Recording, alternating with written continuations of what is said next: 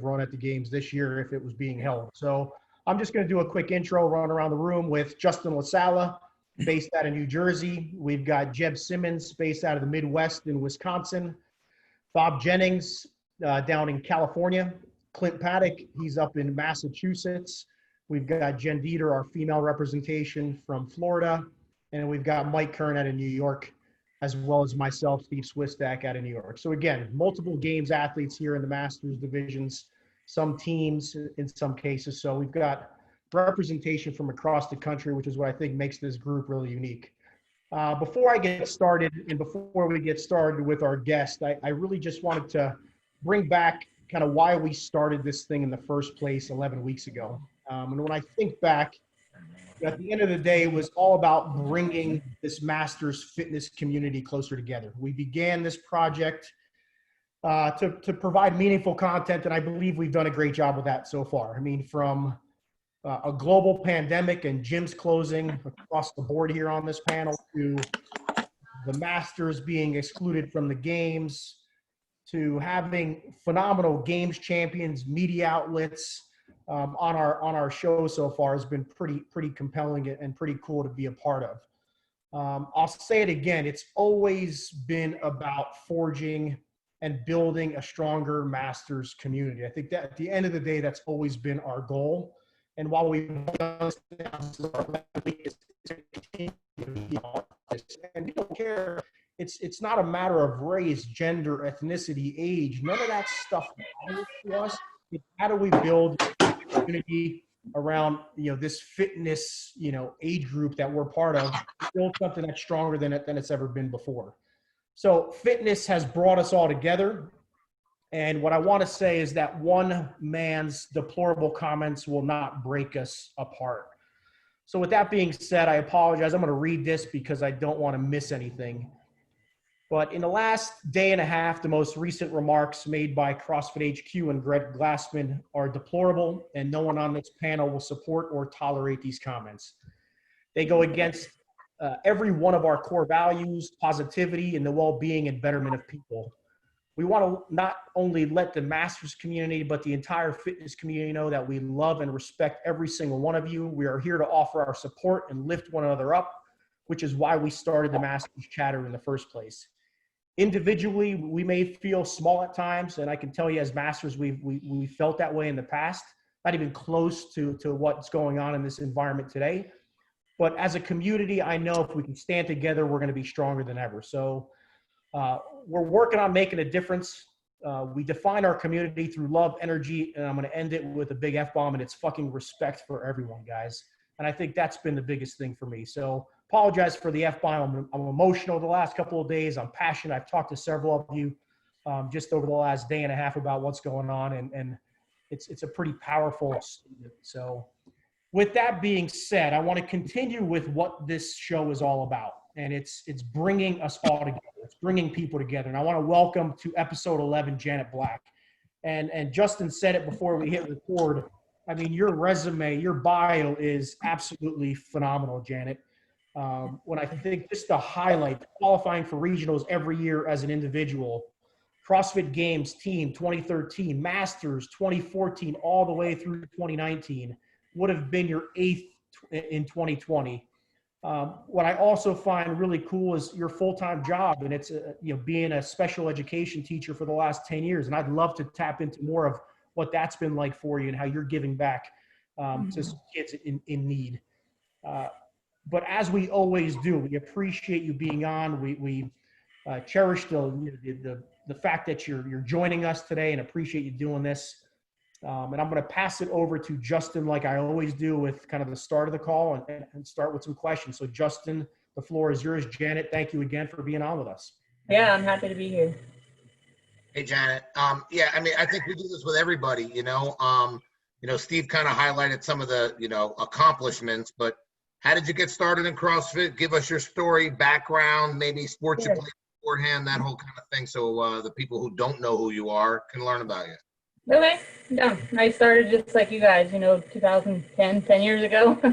And I was working out at the time at a powerhouse gym, and I just needed to connect with like-minded individuals. I wanted to try something different. My husband had jujitsu and I really didn't have anything. I had work, and at the time I had a child, and I was just kind of, doing my thing. And I heard about CrossFit, so I thought, let me go try it, and reached out to the local box. And, I had a decent fitness background, but the lady that introduced me really knew what she was talking about. And she took me through the little workout, and I got destroyed, and I thought I was in shape. It was basic. It was rowing, pull-ups, sit-ups. And I was sold, so I said I'll commit for 3 months, and I thought I'd go back to my gym and, take whatever I learned from there. And when I needed to leave or wanted to leave because I couldn't really afford it because CrossFit's expensive, she said, no, we don't want you to leave. So she ended up paying for my L1, and I had no idea what I was even getting into. And then in 2011, we qualified for regionals, which again, I had no idea that this sport was even a thing.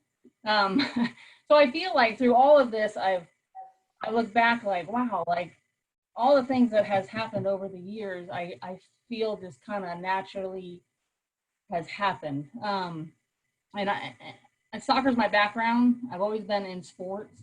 I moved to Texas to coach soccer. So, I've been an athlete. I guess I didn't really realize to what level until I got involved with CrossFit. So just kind of started the sport, loved it, loved the competition side of it. Being old and being able to compete was pretty awesome. I don't know. I mean, Yeah, you said something that was really interesting. How you told your story on how it was expensive. It was almost like the gym was recruiting you because they knew you were good. Yeah, and she put me on a payment plan. Like she tried to and I was like, I'm leaving. Like I can do this. I was flipping tires and lifting kegs, and my husband's an Olympic lifter, so he was teaching me that. So that was good enough. And she was adamant. She's been in the game longer than I did. And I literally, when we went to regionals and she made me wear booty shorts, I had my soccer shorts on, and she's like, you're going to wear these. I'm like, oh my gosh, so it was a total.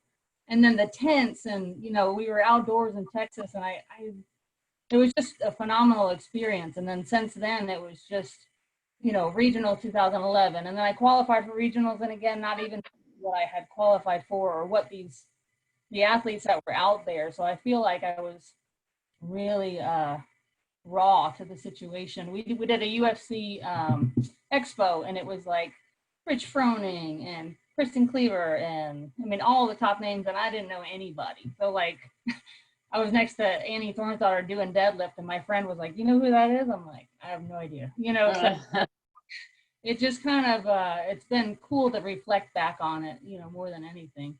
And then to make it every year, it's 2014 was my first year's Masters, and I had finished second behind Amanda Allen, and I knew who she was. So, because I knew I was going to be in that division, and I kind of like, oh, who's Janet Black? And I'm like, ooh, I'm not anybody, So I felt the pressure of that, and being at the games for the first time by myself, because the year before I went on a team.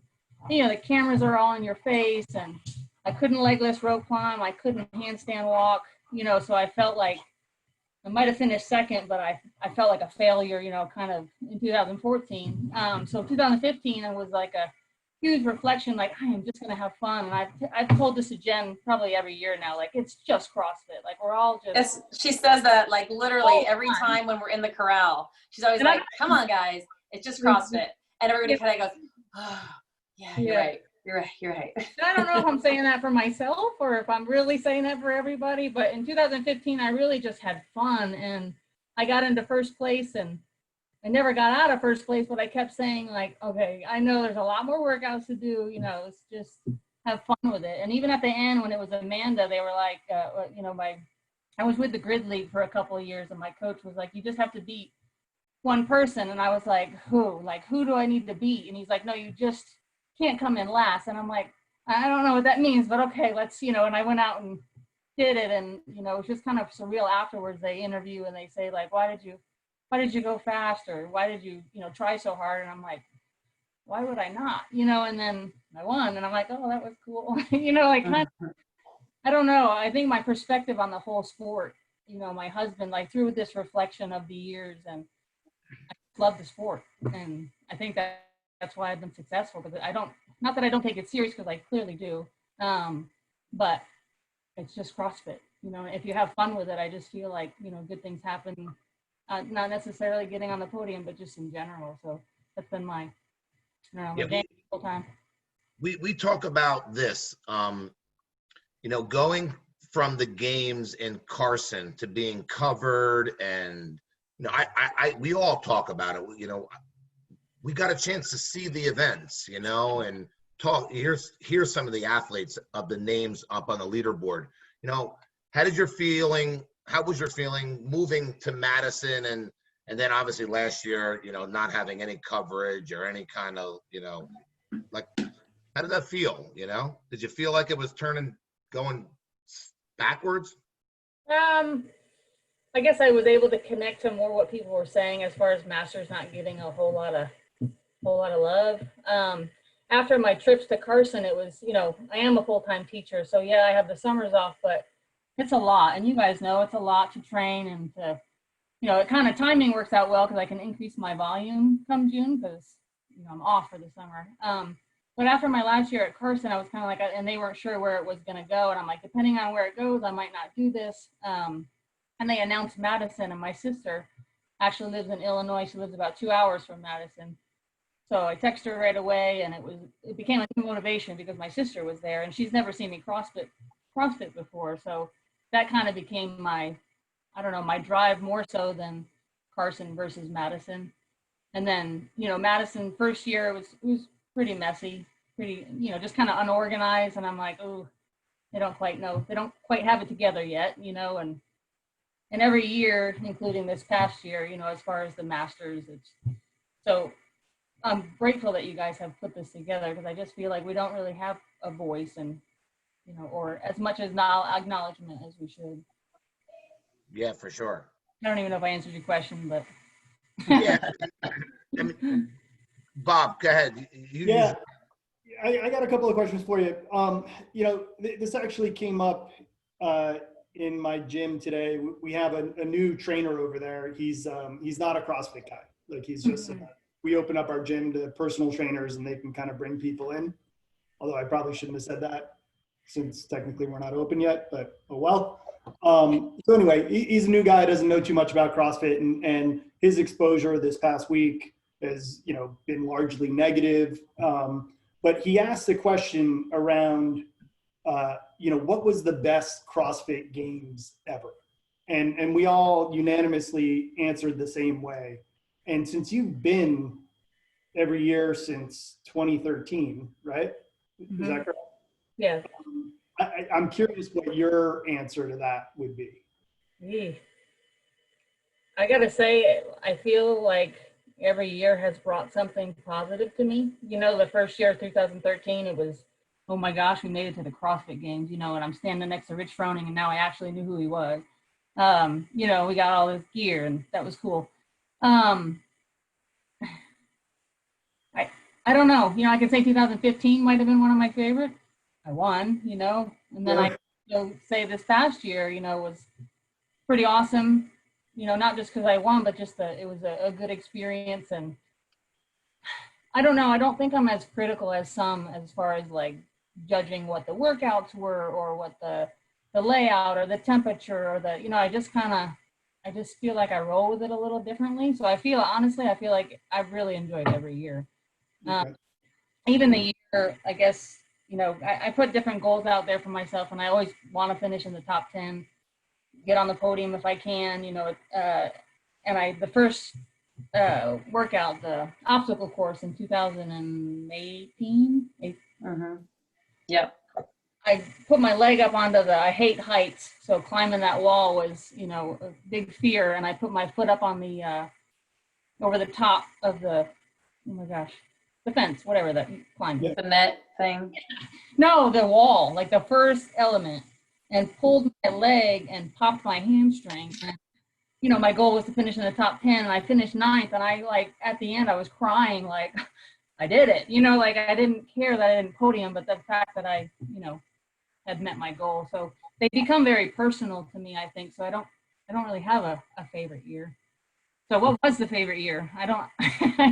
Well, it was 2018. We all thought that 2018 was Wow. the best year for the CrossFit Games.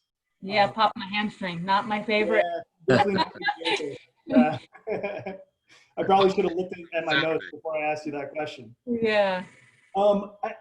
Going back to competing team versus competing individual as a master, can you kind of reflect on, the differences, the similarities of those experiences? Yeah, team back in 2013 was different than what team is now. Qualifying during regionals, our women were really strong, the three of us. And then when it went to the games, it was, so a lot of the way they did the scoring was, it was the men's score, the men went first, the men, so it hurt us a little bit, but done a bunch of individual stuff before that. It was all individual. And I remember when we were out on the field and we had the wooden log and it was a cluster. I mean, we were getting no rep and, your ears were bleeding. And I remember thinking that we were doing well and we actually were like last. And I kind of looked around like, oh, this is what it's like to be on a team. Like you have no control, of your performance really, unless the team is, we got it together. That one we didn't have together, and that's okay. But I personally like individual better just because, again, it's very personal and it's my own responsibility. I don't have to rely on anyone else. But like I said, 2013 team and now team is way different. So if I could experience what teams experience now, I think, that would be pretty fun. Yeah. Janet, the games obviously were canceled for us. I mean, quite frankly, who knows if they're going to even have one for the individuals, if any of them show up. But, there's a lot of other events out there for Masters now. There's this online competition. Obviously, Bob is running Legends. The Masters movement, I think, is doing like an online version. The Masters Fitness Collective is doing one too as well. What are your thoughts on that? Are there too many of them, in a sense that they're all kind of trying to claim a champion in a sense, but, are you doing any of them, too? Yeah, honestly, I was a little confused because when they all kind of came out at the same time and I'm like, are these all the same thing or who's, so I reached out to people that were doing them and I feel like rightly so, there's going to be a handful of them that come out and I think some will stick more than others, based on how it's put together. I haven't done Legends before. I did the Legends qualifier. I don't know which part of it. In January, yeah. It was like the online challenge, yeah. Yeah, I had done that part because I had heard good things about Legends. And it's something out of all of them that I would want to do, and I'm not just saying that because Bob's on the Zoom call. But for me, it goes with schedule because I'm a full-time teacher. So I think one of them lands on August 20th. My first day of school is supposed to be August 19th. So that's just it's not feasible. So online I could do, we all kind of get tired of online because that's how we, qualify. I mean, I do. I don't know how you guys feel about the online. Yeah, we're in the same boat. Yeah. It gets a little, okay. So I think it's a great idea, especially now. I mean, I think we need it. I don't know what's going to happen in the future. Yeah, I guess, there's a bunch of them going on. I guess eventually some will kind of just, either stop doing it or maybe I think some of them are just doing it because they canceled the games, Right. But, right. Again, I mean, look, it would be, Steve brought it up in the beginning, it'd be crazy for us not to mention, like, where is this sport going? I mean, not even just for Masters, quite frankly, for anybody, we've had multiple game athletes that got invites to Aromas stop, and decide not to go. I mean, what was the number up to de-affiliations? Like 300, I mean, Rogue, Fit Aid, Reebok, Ramwad, they're all out, like. If you go onto the actual list there is actually a Google Doc. It's Yeah. over 700 that have How many? over 700. Hey, I thought you didn't know how to use Google Docs, Bill. Joe did it. He told me. Come on. What the lie? Joe, You're totally fucking caught. All Joe right. told me. Right. But I mean, like, again, and this is not just for Janet, actually, you know, I mean, as somewhat of just like an open forum in a sense, you know, like, I think Jeff Prejean put out a post that said, like, 10 years ago, all the haters were saying, you know, they were going to, CrossFit wasn't going to make it, you know, right? And he's like, yeah, and here we are now, you know? So, I mean, like, what's the future of, you know, CrossFit, you know? I mean, what do you guys think? Jeb? I mean, I think the community is so strong that this isn't going to go away. Whether there's going to be an actual CrossFit Games, I don't know. I mean, I already had people today because we de-affiliated, and people today were already asking me, like, what about the Open? Because we always do a Friday Night Lights, you know, and you know, what does this mean for me and going to the games? And you know, I don't know. You know, what do I think personally? I think there's a good chance that a different company is going to come in and start something that's going to kind of take over, but it's going to resemble what the CrossFit Games were. You know, who that's going to be and what it's going to be, I don't really know. But I think it's just so early to tell with everything that just happened that I don't know. I do believe though that something's going to come out of this. You know, Meg, my wife, she's super positive about all this stuff, right? And, you know, I was talking to her last night and she was like, she said something that kind of stuck with me. She's like, you know, like CrossFit took fitness and used that to bring the world together. And so it's done its job, and now it's just time to evolve into something else. And what that's going to be is, you know, we're going to have to wait and see. So, I don't know. Karen, what do you think about it, Mike? Yeah, I mean, I'm thinking, you know, obviously, like, in terms of my gym, we de-affiliated, so we're going through the process of, you know, rebranding, changing. But looking at the CrossFit, I'm like, yeah, I mean, the word, like, I'm hopeful that, you know, either Glassman steps down, somebody takes, you know, that, you know, they kind of force him out, so CrossFit doesn't, you know, continue to be like a dirty word. You know, like, we're all still going to do functional fitness. We may not actually, you know, call it CrossFit anymore, but like, hopefully, you know, he steps down and, like, you know, actually, you know, will still remain to be de-affiliated, but, you know, take some of that dirty word association away from CrossFit.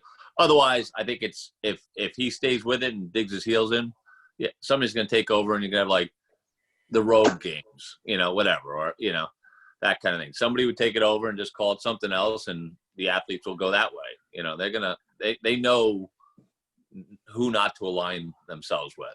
You know, the sponsors go, athletes are going to go. So it's too big of a community, too big of a sport just to kind of die with one guy. So. Yeah, even after the games, with that, like, what am I going to do now? You know, am I going to become an Olympic lifter? And I'm like, no, I don't want to do that. You know, am I going to get back in the marathon running? No, I don't want to do that. You know, and I'm like, I'm going to CrossFit. You know, like, it's not like we're going to stop. Right. Because we like it. We're not going to stop competing because we like it. You know, and so hopefully it's able to turn the right corner, but it's not like we're going to stop doing. Yeah, for me, it's supply and demand, you know? I mean, there's going to be a huge demand for it. And again, like Jeb, I think Jeb said it, you know, somebody, I mean, they're either going to try to buy the branding, or, I mean, branding is probably not even worth it, but, you know, it's probably just, hey, this is the new functional games, or whatever they want to call it, you know, and they'll run an event, you know. I mean, look, I reached out to Bob and a couple other people. I mean, and kind of going off of what Jeb's wife Meg said, you know, finding the positive in some of this stuff, you know, like, you know, maybe it's time that, you know, Master do events and have their own version of the games, you know, all right, and we can make it exactly how we want it. I actually think, you know, some of, like, like Mayhem kind of took a step of like running the team games and stuff, So, I mean, maybe that's what you'll see. I mean, there's a lot of big time companies out there, maybe someone will come up and take it. But I mean, yeah, I don't know. I mean, we're all going to do it and someone's going to supply it. It's all going to come down to who's going to supply it and how it's going to kind of work, So, I can tell you guys some, like behind the scenes stuff that won't get me in too much trouble. But I can tell you that there are significant players out there that have sponsorship, have the media wherewithal to keep driving this thing forward. And they were already working on it before this past weekend. It was, people were getting fed up with how the games were being diluted to begin with. And, not just me, and my group from a master's perspective, right? Like I'm talking about like the pro athletes and the team guys. And I think that coming out of this, we will see a better version of the CrossFit Games because everyone was still trying to play nice with CrossFit HQ, and they don't have to anymore. They can just go do their own thing. And, I just hope, and I've put out feelers to the people that I know that are kind of working on this for individuals and teams, that masters have a seat at the table as this is brought together. So, I really do think that this, believe it or not, is going to be better for the sport. I can't say it's going to be better for, all the individual CrossFit gyms that are around the country because, quite frankly, our gym isn't too impacted. We had already rebranded, over a year ago. And quite frankly, the name CrossFit was doing more harm than good for us. But I have friends, Pete Monjo in Atlanta, he gets literally dozens of drop-ins a month due to the fact that he's a CrossFit gym, right? And now he's potentially going to be impacted by that going forward. So, individual affiliates, I think there's going to be a mixed bag, but for the sport itself, ultimately, I think we see a better version of the games, a better version of what the games was becoming in 2019, right? With the national champion nonsense and masters being diluted to nothing, teams kind of being minimized, et cetera. So that's my semi-inside 2 cents. My guess is he's going to have to sell it. I don't think there's a board that's in place that can remove him or have him leave. There isn't. Well, I think that's the biggest, when you're looking on social media right now, people are saying he stepped out of that CEO role.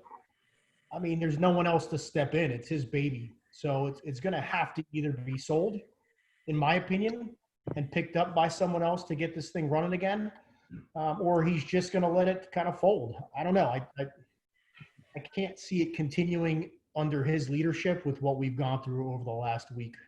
And you think it's on purpose? Well, if you think Talking Elite Fitness, and we had them on a couple of weeks ago, I mean, he basically, the way they explained it was, hey, there's a sandbox, there's 2 of them. They're building a sandcastle. He knocked down the CrossFit Games sandcastle and said, hey, it's time to start over. And that kind of seems to be where we're at right now. Hey, I don't care what I say. We need to rebuild, we'll rebuild. Or maybe not even get it started again. That's kind of the take I've had on it since we had them on a couple of weeks ago. And whether it's opportunity with other organizations taking on and making other sanctionals or other events or whatever, any kind of discourse always breeds some kind of opportunity in some way, shape, or form. So, I don't think that people that take advantage of this opportunity, so to speak, are doing anything wrong. It's just like you guys have said, CrossFit, what we do of our sport because we love it isn't going to go away. And there's been so many amazing things from, the sake of education to the coaches to, what the athletes have been able to do and learn and people's lives changing and all that kind of stuff. you know, that feeling and that aspect of it isn't going to go away. It's somehow, I don't know how or what yet, you know, but there's going to be opportunity somehow that, you know, this kind of thing can't just fizzle, I don't think. Yeah, well said. Yeah, and you see like international functional fitness trying to change it up and make it less of almost like a governing body. And I know, Janet, just based on some research, your husband's heavily involved in weightlifting. So having a governing body for the sport here in the U.S., which then leads to bigger international events, which I know is small right now, but I don't know if Jeremiah talked about that last week or not. But it's just another avenue that could, hey, there's another opportunity. Maybe now is the time to branch off it and move in another direction with this thing. Maybe your thoughts on that, guys. I'm good, thanks. Sorry. Yeah, I think that's interesting, right? Like the whole governing body, you know, the way they go about the sport is a little bit different than what we're used to, right? I mean, they kind of have these specific modalities when you compete, like you do an endurance test, you do a strength test, you do a power test. And that's all kind of lined up because they need this very prescriptive standardization in order for it to become an Olympic sport, which is what it is. But we're actually going to have them on in a couple weeks to go into that like way more in depth. So instead of me butchering, you know, how they've kind of defined the sport, maybe we should wait for them to come on. Yeah, I think like Jen said, I mean, it's going to evolve. I think Jeb said it too, evolve, and someone's going to grab the opportunity and run with it, and hopefully we'll be the benefactors of that. Yeah, I agree. Going away. The methodology is not going away. We're not stopping, you know. And Jenny, you say it best. My girlfriend says it all the time. It's just CrossFit. You know, we're just trying to be healthier every single day, right? And we just compete, and there's a sport here that we can go ahead and do with it. So, Janet, I'm sorry. No, we're good. Janet, you're in Texas. Yeah. So is your gym open, and what's the situation? Yeah, for you? we've been open since May 18th. So when you guys talk about like not opening, I'm like, wow. But I train at home quite a bit. I have a small garage, and you know, during the school year, I have to train at home anyway. So that whole experience was not as awful to me as it was to some people. But we've been open since May 18th. May. Janet, what's your normal training, or not even training day? What's your normal day look like as far as work, training, and all that stuff? Yeah, during the school year, I get an hour and a half or so, 2 hours, and I really have learned over the years to take my like 7 days at a time and kind of like, how am I going to get it all in? And I don't stress that I can't get it all in. And Saturday, Sunday, maybe a little bit longer, but I really think it's helped me over the years. You know, some people will say like, how did you do that to your body? And I'm like, I really didn't. I don't want to discredit the work that I put in, but I think the timing and the cycle of being a teacher has actually helped me, because I don't feel like I get stuck into overtraining. I've talked to masters athletes that train for 6 or 7 hours because that's what they're doing, and I don't have that time. So the time that I have, I feel like is pretty efficient and, you know, more quality than quantity.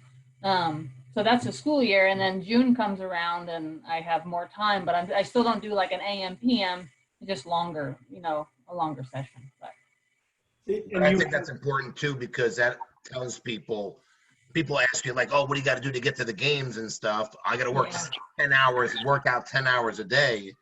It's just not the case. I'm sorry, Bob.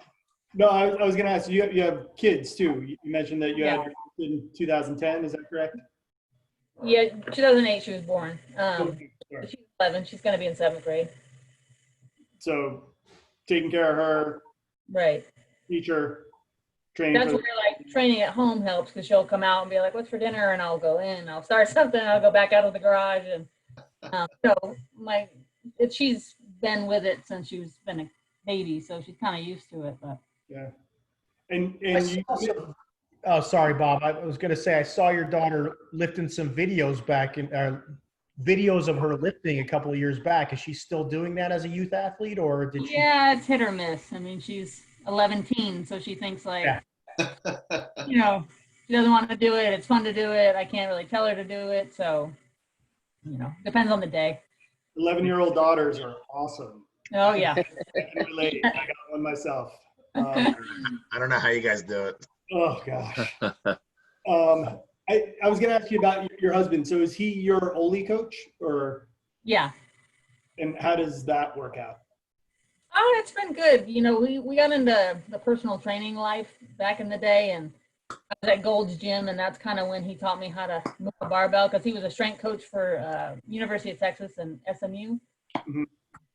And, I chipped my tooth, and he's like, oh, that's how you keep the bar closed, hit my chin. And he was like, I'm like, oh, I don't think I like this sport.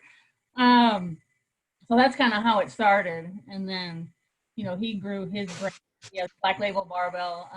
He's grown that and has a team, and he's now, USAW sanctioned, barbell club. And so with barbell stuff, it's him.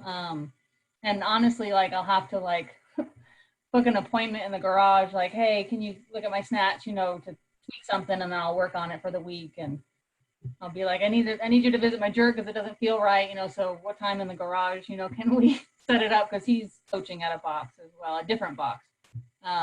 But yeah, he's been my barbell coach. And then do you have somebody that does your CrossFit programming, or? No, he did it for a while. Like I said, I was with the Grid League for a while. So David Charbonneau, he did some of my programming in the past. I find that when I follow programming that's real structured, I have a little OCD and I keep a book. And if I can't get it done, it kind of stresses me out. And, with my limited time, I don't have time to follow a full structured program. So again, I really look at 7 days and we all figure out how to get it all in, with the guidance of my husband. I do like comp train. I've done that some. So I don't know. It works. Gotcha. Do you find it that once you're freakishly good, that the women seem to stay there, unlike the men who kind of seem to shuffle around? I know you've been there a bunch of times. Jen's been there a bunch of times. Do you find it's easier once you're at that level to stay there? You understand what I'm saying? Or there's not as many good women as there are. I don't want to say men, but just seems like, you guys have been there a lot. You don't really seem to see a lot of men 8 times. Who is there any men that have been there 8 times in a row? No. And do you think that's because there's more men? I mean, I'm just asking, do you find you women are much better than the men and can stay there, or just? I mean, of course, women are that much better than men. That's an alley-oop on that one. No, I think it's probably is the I don't know, getting into it, and then the lifestyle and having children, and because some people will qualify for the games but they can't even go because of their schedule, or they're a mom, or I'm not saying dads have more freedom, but mom life sometimes can be a little more I don't know, Jen, what do you think about that? Take over. I have thought about this a little bit, and I've said it kind of tongue in cheek, so I don't even know if I'm serious about it or not, but I've said it with Olympic weightlifting. I feel like I'm lucky that I got into it when I did, because there's not a lot of 45, 46-year-old women who are all of a sudden going to take up Olympic lifting. A lot of times they might take up running or triathlons or that sort of thing. So I feel like, at least in the Olympic lifting world, it's not something that your average mid 40-year-old woman is all of a sudden going to want to start competing in Olympic lifting. It does happen sometimes, but not all the time. I think in CrossFit, it's a little bit different. I think that a lot of people in our division have come from triathlons, soccer, like you, marathon runners. I feel like there's just a lot of endurance people, and maybe women kind of use sport or that sort of thing in our age group, or once you're in the masters division, as sort of that getaway. I remember, I don't hardly ever run now, but I remember before I did CrossFit, I would be like, I'm leaving, I'm going for a run, I don't care what happens, just don't burn the house down and I'll be back. you know? So like you said, that mom life thing, just, you know, so maybe people have that, you know, and it's sort of their like, I mean, everybody does exercise for peace of mind, but I don't know, maybe if we have kids already, then we've walked away from the kids for minutes at a time or hours at a time to go train, and we know that they're going to be okay, and then we're able to stay with that. I don't know. I'm kind of rambling a little bit, but if that makes sense. No, I mean, Clint brings up, it's an interesting point, right? Like you look at the field last year, right? You know, with you two, Jolene, Seema, Nicole Abbott, Cheryl, right? Like all you guys have been there like at least 5 times, right? I mean, it's just really, it's interesting. And it was interesting in the corral last year, just kind of talking to you guys and you know, trying to soak in the experience a little bit, right? Because you're all just loaded with it. So Yeah, I guess I didn't realize that on the men's side. I mean, you know, I don't pay attention as much, at least in my own division, but I didn't realize that. I didn't really realize it until I got there, and we would be sitting there in the corral, and you know, I'd just strike up a conversation with whoever was next to me, and you know, oh yeah, how many times you been here? It's like 7. Yeah. Crap. I shouldn't be talking to you, right? Like I'm gonna mess you up somehow.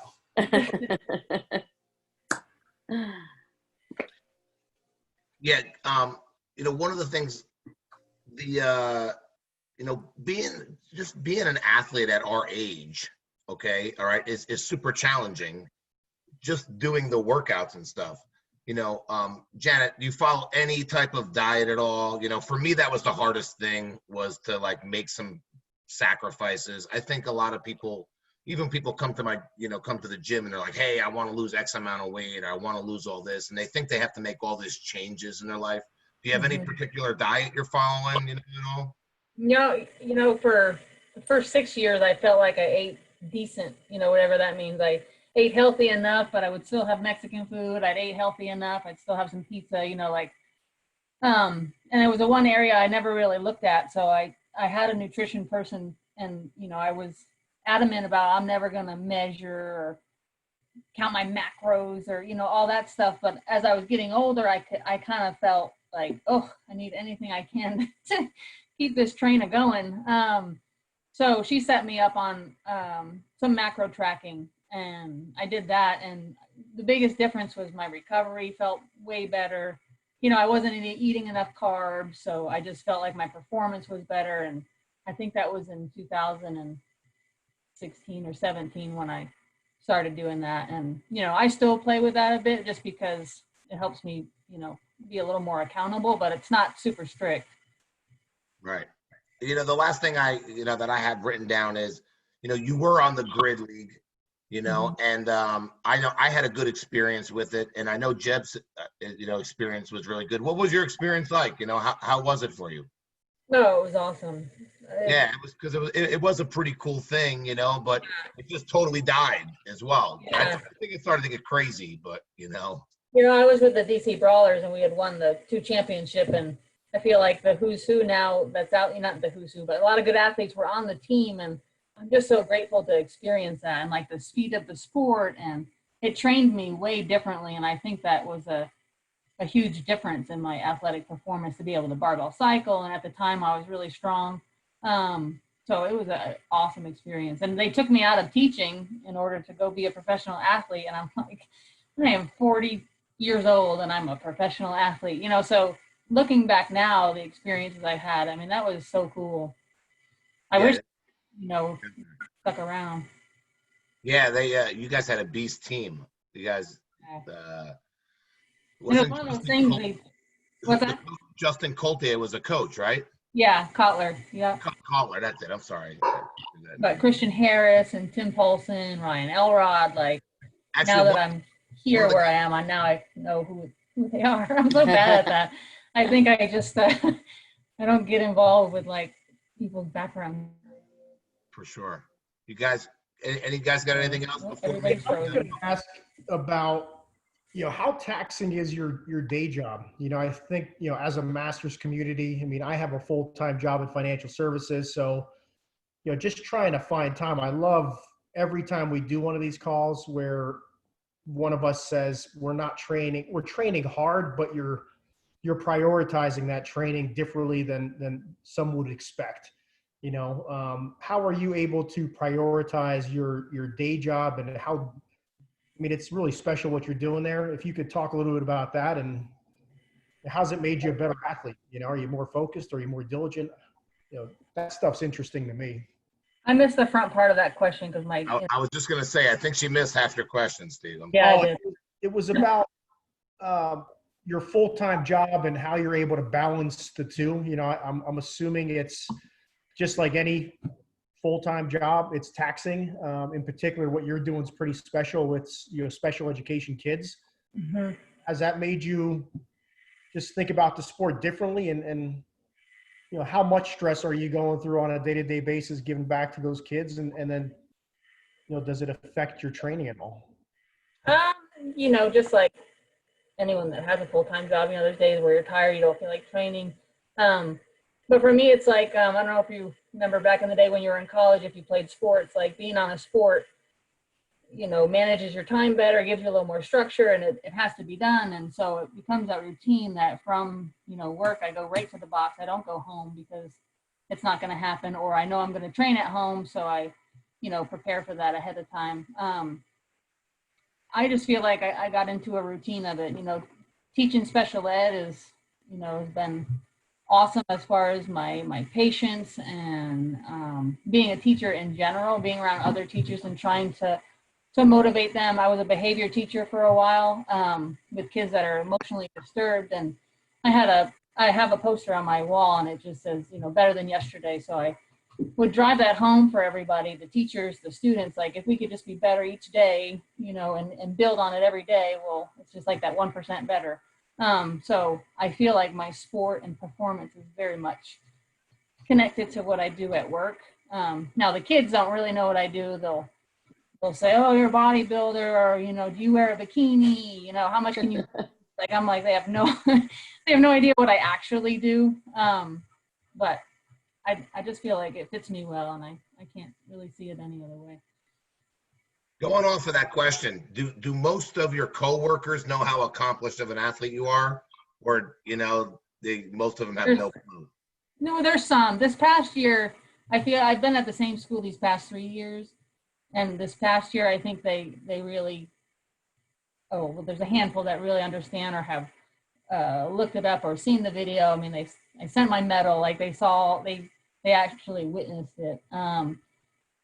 A few years back, I was sitting in a meeting and I had one of my games sweatshirt on, and the band guy, you know, was into CrossFit, and he was, oh, you know, you do CrossFit? And I'm like, yeah. He's like, I never seen that sweatshirt. You know, where'd you get it? And I was like, oh, the CrossFit Games, you know. And he's like, oh, you went to the CrossFit Games? I'm like, yep. Like, it was like later on, he must have looked me up, and he's like, I can't believe you never told me, you know, like that you won the CrossFit Games. And, you know, so there are awesome. a select few that know, and then there's some that just want to know how much I can bench. I can't bench that much. I don't know. We did a team, masters team thing. Was that last year? You benched pretty well. Didn't we have to 1 rep max a bench? We did. Was a bench, yeah. Or maybe you 1 rep max the I did the deadlift. back squat. Back squat. Did the back Yeah, squat. we found a 3-person masters thing, and there was 3 of us, and 1 person did the bench, and 1 person did max deadlift, and 1 person did max back squat. That's right. Yeah. So see, all good. Janet, what are your strengths? What would you say your strength is in CrossFit? Ooh, I don't know. I like squat. I like the strength side of things. I like the clean over the snatch. Gymnastics, just being a soccer player, is not my favorite thing. So the handstand walking and rope climbing, I still don't love the legless rope climb, so I don't like heights. You know, I don't know. I think every year I try to improve on something. Like this past year when, you know, that we had the 3 workouts, I had worked on that stuff quite a bit, and it ended up paying off. I don't know. I like most of the movements, really. She's just flat out good at CrossFit. I mean, Yeah. I think you're just, I mean, it might sound silly, but you're very well rounded. And I think, you know, you can move fast with sprinty stuff. And I think that you do well with endurance stuff too. I mean, the first year you won was my first year at the games, and you crushed the max, was it a max clean that we had? I think. Yeah, the first year, yeah. Mhm. Thank you. Yeah. You know, so it's just, I think you're well rounded with everything overall. Well, thanks. Damn it. Over the years, though, you learn, and you guys have learned, you don't have to win to win. You know, you don't have to take first to win. So anytime I go to the years that I go to the games is like, I just wanted to get one first place, because then maybe it'll all fall into place, you know, and You know what though, Janet? I think that's the attitude of somebody who's well-rounded. All right, because if you only have a strength, like maybe you're a super strong person, you have to take your opportunities to get a high score because maybe you know the gymnastics is going to hit you. You know, I mean, when you get to the games, you can do all the movements, but then there's some people that are just so fast at handstand push-ups, all right, but maybe they can't move the bar or vice versa. So that's an interesting perspective. Clint, what were you going to say? Nothing. There's a joke. Hey, I actually got a question. I was just looking at the scoreboard for last year. So going into that final event, you were in second. yeah, I thought I was fighting for second, because I don't remember who was in third. My memory is so bad about all. Jolene was in second, I think, or third. No, second. Yeah. So I didn't think- going in when that, you know, triplet of events were announced, what went through your head? Was it just more of, it's just CrossFit guys, or was it, you know, awesome, these are 3 events I'm taking first? No, I mean, I like the move. Like I said, I had worked on bar muscle ups. I used to be really poor at them, and pull up, chest to bar, all that. And I was kind of excited that they all 3 went together, because I train like that a lot, where I do a workout, then I do another workout, then I do another time. So I really wasn't fazed by that part of it. And I remember Sema was, you know, to my right, and I thought she was gonna take first. I didn't even think it was an option. And then I saw that I was past her. And then I finished, and nobody else had even finished, even in the men. And I was kind of like, I thought maybe I did something wrong, or like they didn't count my reps right or something. They're going to call me back. And then the final workout just worked out too. So it was like, wow, I just did everything possible to even maybe get second. So I didn't think I took first. So when I took first, I think it was like by 40 points. I was like, oh my gosh, cool. It's just CrossFit. That worked out. So yeah, that was really an awesome experience. So when people say like, oh, 2019, the programming wasn't that great, that, you know, I just had fun with it. I liked it. You know, That's a good lesson for all of us. Is it me, guys? Am I the only one that thinks Bob has like 6 monitors in front of him? The same thing. He's like He's a got war like room. 2 guys. He's got 2 guys working for him, giving him Yeah. like stat sheets and shit. This guy's, I'm looking at it now, 1987. You had blue socks on. I'm like, I have 4 monitors, if I'm going to He be honest. sent the butler away earlier. He's like, no, not right now, not right now. So Janet, just so you know, listen, it's getting late, all right? I know we try to keep this to an hour, but let's talk about Jen's stupid workout. I didn't do it. All right, first off, Janet, did you do it? Did you do the workout? I haven't yet. Okay, No, good. That's good. Let me ask you a question, all right? The workout was 16 hang snatches, and you had to do 8 on their right hand before you switched to your left. Then you had to do 8 ring dips, okay? All right, but you had to muscle up to the rings, okay? And then you had to do 8 chest to bar. Describe how you do those ring dips. How many ring dips do you do? Yeah. It's not a trick question. It's not a good question. All right. I'd have to hope that I could do all 8. Okay. So that's, but if you go up into the, it says muscle up to the ring. Oh, No, you will muscle up first. It says muscle up first. So does that mean you have to do a muscle up and then 8 ring dips? Or does that mean muscle up plus 7? I say muscle up plus 7. Clint? Justin, where does a ring dip start and where does a ring dip end? Yeah, in the armpit and a full extension. Where does it start?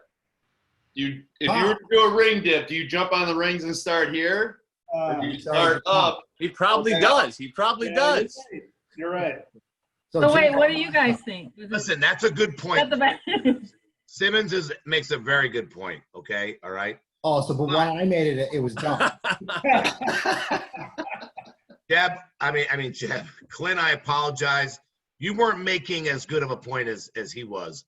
All right, but Jen's coach did say that he wrote it to do the ring dip and then the muscle up and then 7 ring dips. Well, he should have just said you have to do it from, you have to start your ring dips 8 feet off the floor. You should have wrote it as ring dips from the floor, understanding that you had to get up to the top. Janet, what I did is I did the muscle up, but instead of locking it out and going down, I counted the lockout as the first rep. Uh-huh. I did the same. And you would have done the same thing, Janet. You said, Yeah, and so did he. And Kern, did you do it? I didn't, but I'll do it right tomorrow. All right. I think it would have been easier for me because I can muscle up right to the top. Like I had to literally muscle Like an uprise. get in that weird ass position and then start. Like, because when I muscle up, I just kick so hard, I'm right at the top. Because you're so damn strong. Well, because then I'm swinging all over the place and I'm trying to get, trying to get it so it stops. How far did you get? I got 3 plus 28. What was Bob Ruano saying? 44 reps? What does that even mean? He put up. He said something about the 4th round, and then he wrote 44 reps. And I'm sitting there, I'm like, there's only 32 reps in a round. Man, I'll have to reach out to him. Yeah, guys, I did something good to my hamstring here, and Clint's been laughing at me about it. I tried to start sprinting a couple weeks back, and I pulled a hamstring. So I'm going to try to keep I've done that. Yeah, I'm going to try to keep an upper body, for this week's workout. So expect to see strict pull-ups, bench press, Mike Kern. Bench press, yes. Got it. Yeah. Put your Bud Light right next to your bench. When are we doing my chest? Are you really getting drunk on Bud Lights? Is that what you're drinking? It's Bud Light seltzers tonight. Oh, my God. You got to be pissing like fucking 20 times, right? Not getting drunk, Fair enough. It's summertime. But what did you listen? That workout was hard as shit. It was hard. It was hard. The hang snatches were. I'd rather do them from the floor, honestly. Yeah. Well, I was an idiot. Like I said in the text, I finished that 3rd round of dips, and then sadly, basically sat on the floor contemplating life because I was dying. And then completely forgot about chest to bar altogether, did an extra set of hang snatches, and then was like, Okay, something's wrong here. Violations everywhere.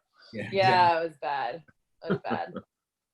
Well, Kern, you can do it tomorrow. What do we have coming up, Bob? Did you redo the Dubai one or no? I should not. I finished 1 point behind Justin. Yeah, but you cheated. Where did I finish? I never looked. I think I was like 16th. You were 20th. I think you finished 20th. Yeah, the last time I looked, I was like 16th. Yeah, I sucked. Did you like I'm out of those shape. workouts? Huh? Did you like those workouts or no? You know what? We kind of knew it was going to be all single dumbbell. I wish they would have done something like, I think they were trying to be inclusive to a lot of people. I would have liked to have seen like handstand walk, something that would have been a separator, for some of like, the top athletes. I understood there wasn't going to be like a big lift or anything like that. So I really didn't have the step ups.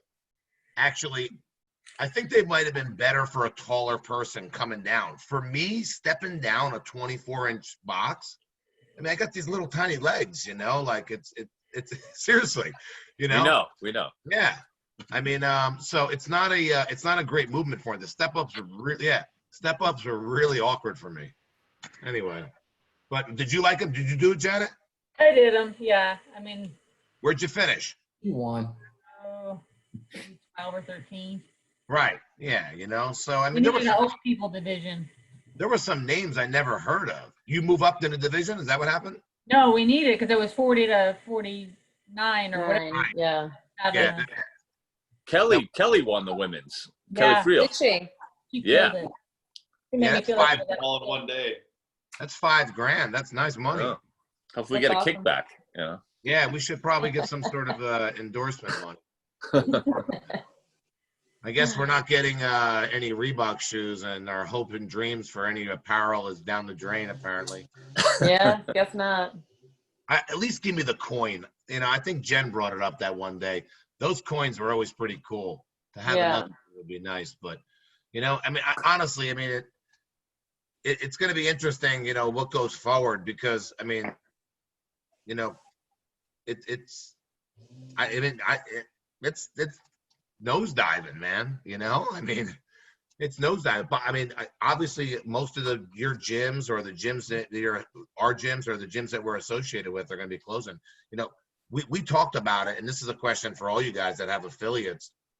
You know, when I left my affiliate to go and open up my own place, you know, one of the reasons why I didn't want to affiliate was because I was afraid it was going to kind of scare maybe some people like, oh, CrossFit's too hard or whatever, you know, and something that we talked about early on when we started doing these things is that, you know, the Zoom classes actually turned people who had never heard about our gyms before, you know, to the Zoom classes because they were free and everybody was kind of doing them and they were like, oh, this isn't so scary. I can do this type of stuff, you know. And Jeb mentioned it earlier in the show. He's going to be opening up soon, you know, I don't know, in a week or two for new people, you know. All right, like I don't know. I mean, I think it's, you know, I don't think CrossFit was really providing that much for $3,000. All right, and there was some more negative, and now this, you know, like I don't really see it surviving, you know, unless somebody steps in and takes over. I mean, I kind of think he just wants to put his foot on it, man. I really do. He's taking his ball and going home. You know, I mean, you guys have any comments about that or thoughts about that? I'm with you, man. I think it's going to survive. I think there's just so many people that still love to do it. They may disagree, but they're still going to go to a CrossFit gym. Like, where else are we going to go? Well, no, I'm not saying you would. I mean, look, my gym is Garden State Athletics. He's North Fit. I mean, understand that, but I still think even people will know what CrossFit is. And then, you know what? Sadly to say, in 2 months, nobody's going to remember this. right. You know, Possible. it's like everything else. We quickly forget about everything. You know, why, you know, this is why we're in the same predicament, because it happened the last time, you know, unfortunately, and it's just nothing ever gets done, and it's just people carry on with their lives. It's just, you know, it's the unfortunate way that people are. We quickly forget everything. Yeah, I mean, I talked about it a couple weeks back where, you know, gyms were changing their names anyway. I mean, you're right. The CrossFit brand alone would scare people from coming in the door. So I think the folks that have rebranded, you know, prior, like Jeb, you've rebranded, you've got the name that you're running with already. It's probably going to be an easier transition for you. I know, Kern, maybe a little bit harder for you because you had 2 individuals that were part of that CrossFit seminar staff. So Yeah. maybe you can touch on that a little bit. I know that, you know, what are you guys doing from even an insurance perspective? Because CrossFit's got its own risk retention group where you're buying insurance through them. Are you doing that individually? Do you have to change all that?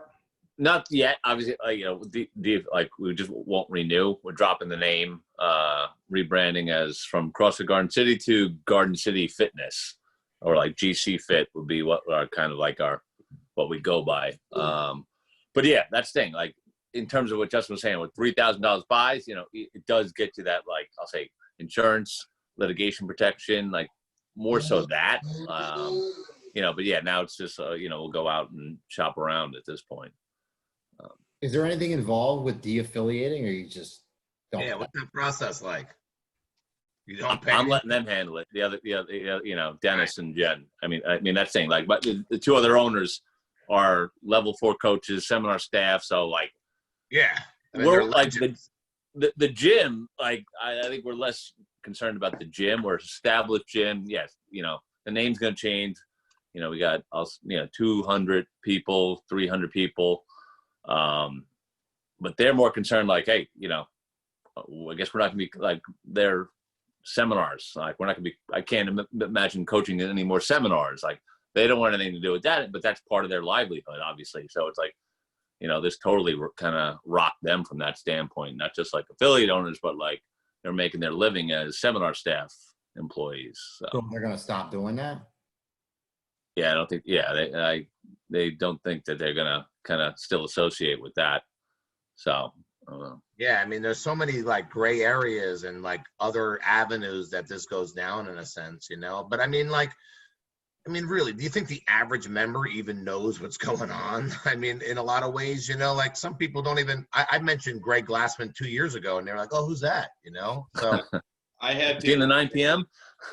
I had people today they finally realized that Dave Castro wasn't the CEO of Right.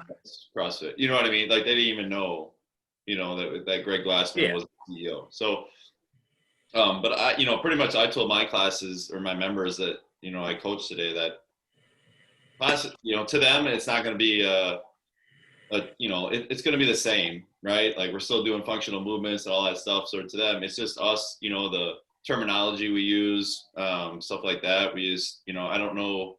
I guess that's our biggest question. Like, what can we say? What can't we say? Things like that. So, but as far as like insurance and actually de-affiliating, like we already shopped around because you guys know we rebranded. So we have our own insurance and, and Meg, my wife, handles that side of things. I know yesterday she sent an email saying we're done as far as being an affiliate with them.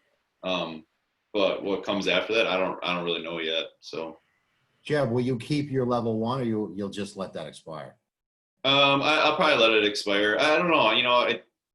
It's only good for CrossFit. You can't use it. Right. And we've already encouraged our staff to go and get certificates or, take classes in other areas of fitness. So, as part of the reason we rebranded, a few years back. So as far as the L1 and stuff, like, no, I don't see why I would do it again. You know what I mean? So, but then again, it's like you guys are saying, if Glassman steps down and things change in CrossFit, I don't know. Who knows what's going to happen, So I don't know. It's going to be interesting to see. So. Yeah, I mean, it's weird times right now for sure, I mean, but again, I think we all kind of touched on it. I think in the long run, it's going to work out, I mean, again, I think people love to work out with you, Jeb, and Bob and whoever the coach and Steve, you really think, oh, I'm L1. That's the reason why I'm a great coach. I mean, it's not. I mean, it's definitely a helpful, information to have, but it doesn't make you the coach you are. I think everyone's going to be fine in the long run. But we'll see. It's definitely going to be interesting. Obviously, we have some Joker text messages going on while this show is happening. Okay, where, Titan games. That's right. We're going. Mike, what are you watching over there, buddy? That's that. It was on in the background. Thanks for paying attention. Thanks for paying attention, guys. Like kids were watching the Matt Chan episode. It's from like 2 weeks ago. Is Now that it's what just it is? playing. Doesn't he win? No. Spoiler. I didn't want to spoil it. What about our fans? What if they didn't No, watch it? how crazy is it? They tape those shows, and they're going to be like in the news right now, okay, with all Glassman saying, like, oh, yeah, these guys do CrossFit, right? And here they go running up and down the Titan games. Actually, I watched the episode with Matt Chan in it, and I don't remember them ever saying that he does CrossFit. Oh, yeah? Yeah, or Danny Spiegel. Copyright. Danny Spiegel too. They never mentioned CrossFit. Yeah. Really? Interesting. Yeah, there you go. Yeah, because she won, right? Yeah, man. Clint, spoiled. Come on, guys. Oh, it's not on right now? It was on 2 weeks ago. Who, Danny Spiegel? Yeah. Yeah, she had to crush it. Oh, she was so dominant. It was ridiculous, man. Right. Mike, don't listen. All right, yeah. You're muff, Mike. I'm hoping we can talk more about this guy right here. There you go. There we go. That's my screensaver on my phone now. So You want to hear a good story real quick? no. Last last Sunday, we all got pit bikes, 110s, and me and my buddies are out riding. 3 ambulances showed up that day. A couple of guys collided, not good. And my town's pretty small, so then I go to coach on Monday, and of course everybody's talking about, why did you have 3 ambulances out at your land where we have a little racetrack? So Was some drinking involved? no, it's just sometimes I'm out. people get on small motorcycles and they think they can't get hurt, and sometimes those are the ones that hurt you more than you got to respect them. You know what I mean? So Right. Very true. What's upcoming? What do we got going? We got Hip and Steel next week. Oh, okay, cool. Were you And able then, to get his daughter maybe to join us? That'd be pretty cool. I'll text him tomorrow. It's like, I'll text him tomorrow anyway. And I think we need to get maybe one of those I don't want to have too many people, but maybe having 1 or 2 of us or 3 people, maybe like Jeb and Kern or Bob. Maybe you guys know somebody that is just like a regular member, just like the regular master member in your gym, which is pretty much a humongous population, all right, doing, in our gym, and just get their perspective. Like, do they know, or they follow it, or do they not care, or do they just do it to be fit and to be healthy? I think that's an interesting perspective, because we're all games athletes and been there before, so we kind of know the deal. But I think it'd be nice to get a perspective from the outside, so to speak. Yeah, I think it's a great idea. But Janet, thank you for joining us today.